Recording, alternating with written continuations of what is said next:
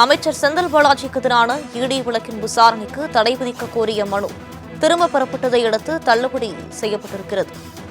இதுகுறித்த கூடுதல் விவரங்களை வழங்குவதற்காக செதில் கிருஷ்ணமூர்த்தி இணைப்பில் இருக்கிறார். வணக்கம் கிருஷ்ணமூர்த்தி, விவரங்களை பதிவு பண்ணலாம். வணக்கம்.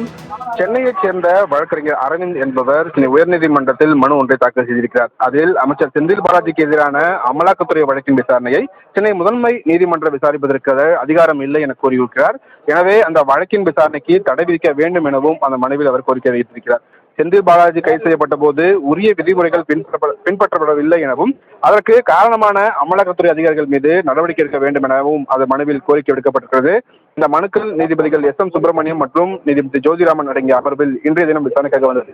அப்போது எதன் அடிப்படையில் இந்த மனுக்கள் தாக்கல் செய்யப்பட்டுள்ளது என்று மனுதாரர் தரப்புக்கு நீதிபதிகள் கேள்வி எழுப்பினார்கள். இதற்கு பதிலளித்த மனுதாரர் தரப்பில் செந்தில் பாலாஜிக்கு அநீதி இழைக்கப்பட்டுள்ளதாகவும் அதற்காக தனிப்பட்ட முறையில் மனு தாக்கல் செய்துள்ளதாக கூறியிருக்கிறார். அமலாக்கத்துறை சார்பில் ஆஜரான சிறப்பு வழக்கறிஞர் ரமேஷ், விசாரணை நீதிமன்றத்தில் வழக்கின் விசாரணை தொடங்கி நடைபெற்று வரும் நிலையில் வழக்குக்கு தொடர்பில்லாத நபர் இது போன்ற மனுக்களை தாக்கல் செய்ய முகாந்திரம் இல்லை என்று அவர் தரப்பு வாதங்களை வைத்தார்.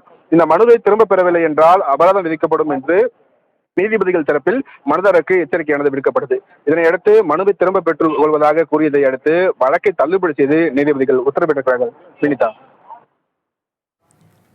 விரிவான விவரங்களுக்கு நன்றி கிருஷ்ணமூர்த்தி.